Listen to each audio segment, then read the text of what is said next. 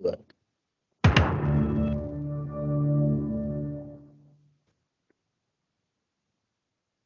Peningkatan jumlah penduduk di Indonesia yang terjadi di setiap tahunnya mengakibatkan angka emisi karbon yang juga meningkat. Keseriusan dalam permasalahan ini menekan pemerintah untuk menerapkan prinsip target net zero emission pada tahun 2060.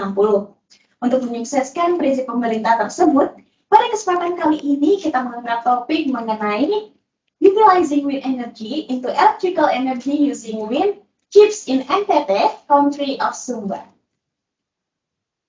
Assalamualaikum warahmatullahi wabarakatuh. Perkenalkan, kami dari kelompok 1 yang beranggotakan saya sendiri, Putri Ramadhani A, dengan NIM 058, dan rekan saya, Yulis Warka Almeida dengan NIM 019. Dan saya sendiri Arya Yuda Pratama dengan NIM 033. Dan pada kesempatan kali ini kita mengangkat outline mengenai background, rumusan masalah, tujuan, target dari investor, dan yang terakhir adalah analisis SWOT. Baiklah, untuk background sendiri akan dibacakan oleh rekan saya Yuda. Kepada Yuda, waktu dan tempat saya persilakan. Baik, energi merupakan bagian yang sangat penting dalam kehidupan sehari-hari di masyarakat dan lingkungan. Karena hampir semua aktivitas manusia selalu membutuhkan energi. Pada energi ini digunakan untuk pertanian, perkebunan, penerangan, dan proses industri dalam pengoperasian alat. Kebutuhan listrik semakin hari makin meningkat dan semakin besar. Bersumber dari pembangkit dengan sumber energi fosil berupa batu bara, sumber energi fosil ini merupakan energi yang tidak dapat diperbaharui, sehingga ketersediaan sumber energi fosil ini lama-kelamaan akan habis.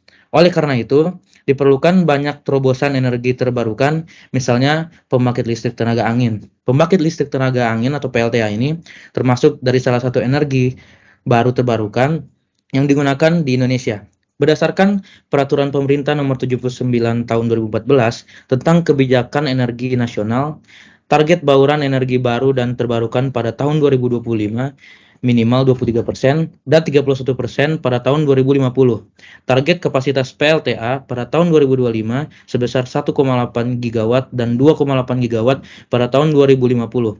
Dengan melihat potensi di Pulau Sumba yang memiliki garis pantai sepanjang 96,7 km dan luas perairan kurang dari 4 mil atau seluas sekitar 716.798 meter persegi dengan kecepatan angin sekitar 8 meter per second hingga 10 meter per second, sehingga berpotensi dibangun PLTA di Pulau Sumba ini. Dengan dibangunnya PLTA di Pulau Sumba ini akan menumbuhkan aspek-aspek seperti pendidikan, ekonomi, kesejahteraan hidup masyarakat, sosial, budaya, dan pariwisata. Baiklah, selanjutnya rumusan masalah yang akan dibacakan oleh rekan saya Yudis. Pada Yudis, saya persilakan. Rumusan masalah yang kami angkat dalam kajian ini, yang pertama, untuk menangani bagaimana membantu warga Sumba yang belum mendapatkan pasokan listrik. Yang kedua, bagaimana mengatasi penggunaan sumber energi fosil dan batu bara yang menghasilkan energi yang tak terbarukan. Kemudian, bagaimana menghadapi peningkatan perubahan iklim dan pemanasan global akibat emisi karbon dari penggunaan sumber energi fosil dan dari sektor transportasi, industri, dan domestik. Kemudian yang terakhir, bagaimana mengubah cara pandang masyarakat di Pulau Sumba yang menggunakan sumber energi listrik dari bahan bakar minyak dan batu bara. Dan kajian dari penelitian ini bertujuan untuk mengurangi ketergantungan penggunaan energi yang dihasilkan oleh bahan bakar fosil yang jumlahnya terbatas, waktu energi ini dapat habis. Yang kedua, penyediaan energi listrik dengan menggunakan sumber daya terbarukan, sehingga energi tidak dapat pernah habis. Jika energi habis, energi ini dapat diperbarui. Kemudian tujuannya untuk memanfaatkan kecepatan angin di wilayah Sumba yang berpotensi untuk menggerakkan turbin kincir angin. Dan yang terakhir, untuk memberikan pandangan tentang keuntungan penggunaan energi angin dengan target energi angin. Kemudian dengan target energi listrik yang ditujukan untuk yang pertama, target dari tujuan kajian kami yang pertama untuk masyarakat lokal di Pulau Sumbawa ini yang belum mendapatkan pasokan listrik, kemudian yang kedua nelayan di pesisir pantai Sumba Barat, dan untuk memenuhi kebutuhan energi di industri. Next.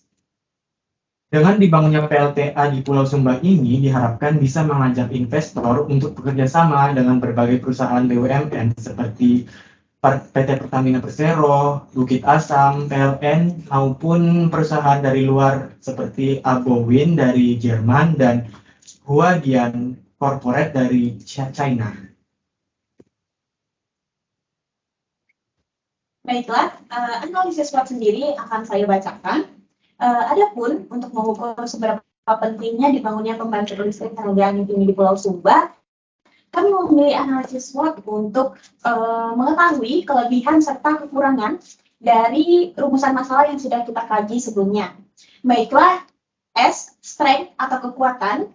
Yang pertama, tenaga pembangkit listrik tenaga angin ini sendiri merupakan salah satu tenaga pembangkit listrik yang ramah lingkungan karena dia tidak menghasilkan emisi karbon. Yang kedua, memiliki kecepatan angin yang cukup besar yaitu 8 sampai dengan 10 meter per sekon.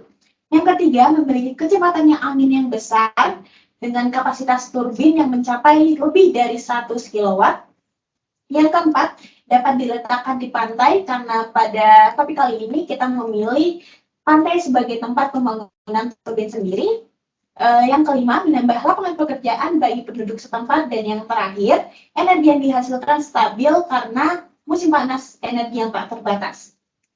Baiklah, di samping itu, ada beberapa kelemahan dari pembangkit listrik tenaga angin ini sendiri, seperti kecepatan angin yang tidak stabil yang dikarenakan oleh faktor cuaca.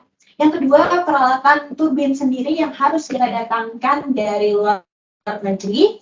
Yang ketiga, membutuhkan lahan yang cukup luas, bahkan yang sangat luas untuk membantu produktivitas kerja turbin. Yang keempat, menimbulkan polusi suara karena turbin yang bergerak itu mengeluarkan sedikit suara yang mengganggu. Dan yang terakhir, mengancam kehidupan hewan hapes. Selain kelemahan itu, kita juga memiliki beberapa peluang, seperti keuntungan listrik yang besar karena dikelola oleh kita dan untuk kita. Yang kedua, sumber energi yang tidak terbatas karena angin merupakan salah satu sumber energi terbarukan. Dan yang terakhir, tidak memiliki emisi gas. Selain peluang, tentunya kita juga memiliki ancaman mengenai pembangkit listrik tenaga angin ini, seperti memiliki banyak pesaing dengan sumber energi alternatif terbarukan seperti PLTA dan PLTS. Yang kedua, cepat atau lambat teknologi yang digunakan akan tergantikan oleh teknologi yang baru. Dan yang terakhir, kemungkinan dari pembangunan pembangkit listrik tenaga angin ini sendiri akan mengalami penolakan bagi masyarakat setempat.